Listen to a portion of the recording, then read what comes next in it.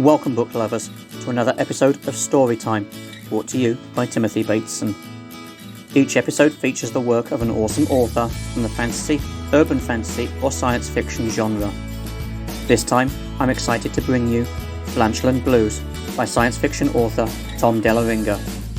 Without further ado, it's time to pull up a chair and plug in your headphones, because Storytime begins now. Chapter 1. Smooth jazz and crash landings. John MacAlister was about to crash. Unaware of this fact, he was smuggling to the far side of the moon what he hoped would finally be a profitable shipment, assuming nothing went wrong. And lately, something always went wrong. "This is far side approach," buzzed an overhead speaker. "Delilah, turn left, heading 320. Descend and maintain 9,000. Delilah was a stripped-down cargo ship designed for the Earth-to-Moon run. The bridge contained a simple control console displaying data on flight operations and life support. Displays on the forward metal bulkhead showed the outer view of the ship and the cargo hold. There was a small kitchenette attached to the aft bulkhead that contained a zero-gravity water feed and a food and beverage synthesizer. It had a light that was currently flashing red. Grooveyard by Wes Montgomery was playing on Allo Disc, and John was bobbing his head to the beat. A blue flight suit covered his tall, lanky form, minimized by a defeated hunch. Sandy blonde hair, overdue for a trim, floated haphazardly in zero gravity. 2 days' stubble clung to a chin that was used to habitually grinding teeth.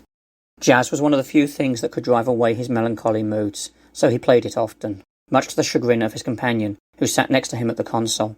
A worn and weathered robot, commonly known as an arty, due to its highly advanced artificial intelligence.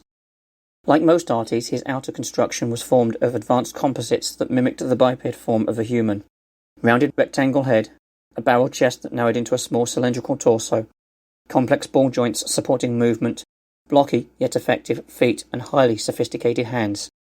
He sported a single offset circular eye on the left side of the head, next to a set of tiny sensors.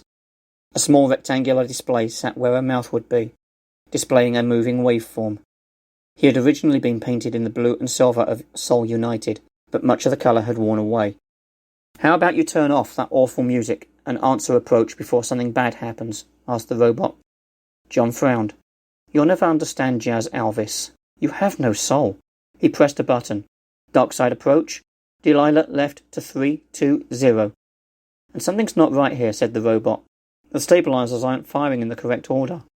"The order doesn't matter," said John, turning up the music. "I made some minor tweaks at our last docking to improve fuel efficiency and save us some units, which, need I remind you, at this point, is critical. Besides, I can fly this thing with my arms tied behind my back." "I'm sorry I ever agreed to be your partner," said Alvis. "My life is nothing but misery." John laughed. "You didn't agree to anything. I bought you at a junk auction, and you're my arty, not my partner." Alvis crossed his arms. "It was a horrible mistake. I shouldn't have been there. However, I've agreed to be your partner, as it affords me a certain amount of freedom I heretofore lacked. Tell yourself whatever gets you up in the morning. My guess is your charming personality put you in that auction," replied John. "In fact, I'll bet people were lined up to stick you in a junk auction." There was a slight bump and John frowned, glancing over the readouts. "It's a choice I'm beginning to regret. I mean, who doesn't like jazz? I wish I could afford one of the modern units. At least they do as they're told." "Those can openers are nothing more than actors," said Alvis. "I'm as highly evolved as any human. Higher, in fact. I'll have you know my development cost over 3 billion units. "Yeah, well, your price tag at the junk auction was 300 units. Depreciation, my friend. 3 billion and 2 decades, mind you, only to be forced to support your pathetic smuggling career. It'd be one thing if you were any good at it, but you're the worst cargo smuggler in the history of cargo smuggling." John stopped snapping and pointed at the robot. "Okay, that's not a measurable statistic, and while it's true I've had some bad luck, it's hardly bad luck. You're so dumb you can't even break the law correctly," said Alvis, waving his arms in exasperation. "I was plenty successful at smuggling before I bought you. Geez, my other robot didn't whine all day." "Oh, really? What happened to your other robot?" John looked at the control panel and made a small adjustment. "He got stolen," he mumbled. "Stolen? You're supposed to be the thief. How does a thief get his robot stolen?" "I don't remember," said John. He pushed out of the chair and floated over to the kitchenette and grabbed a coffee packet.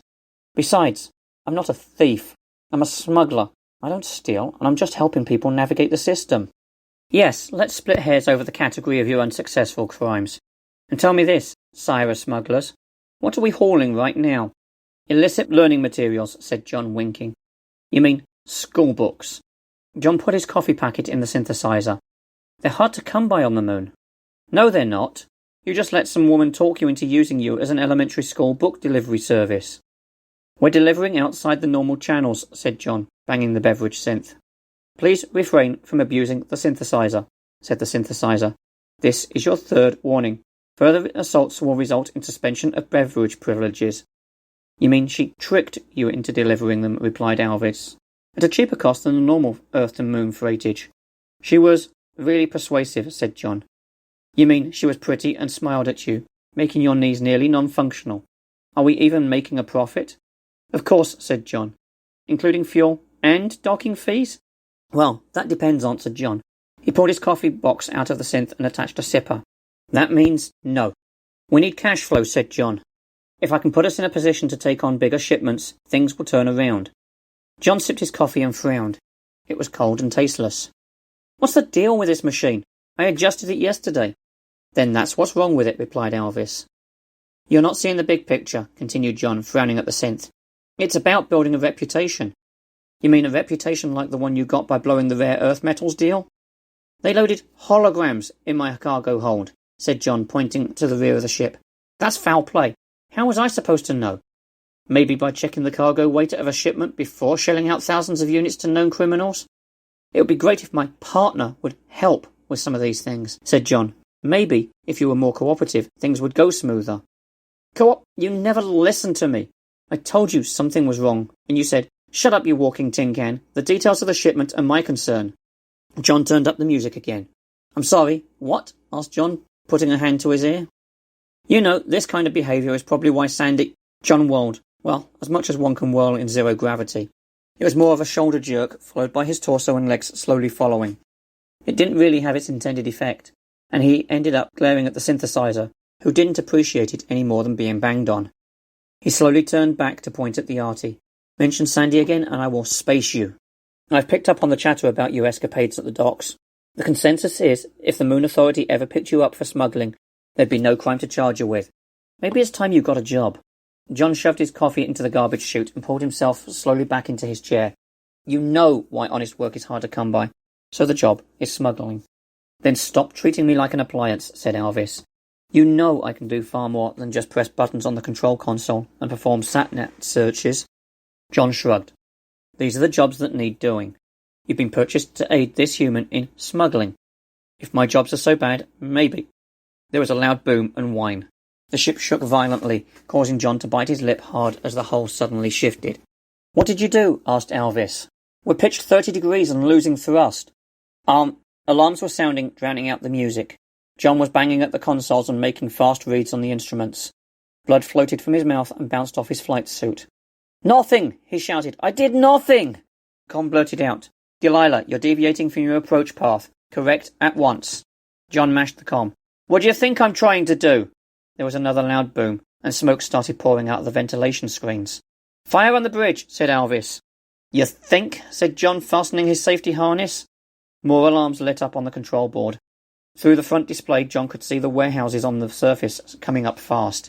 The ship veered away from the landing pads. He rapidly tapped a few buttons and the alarm went quiet.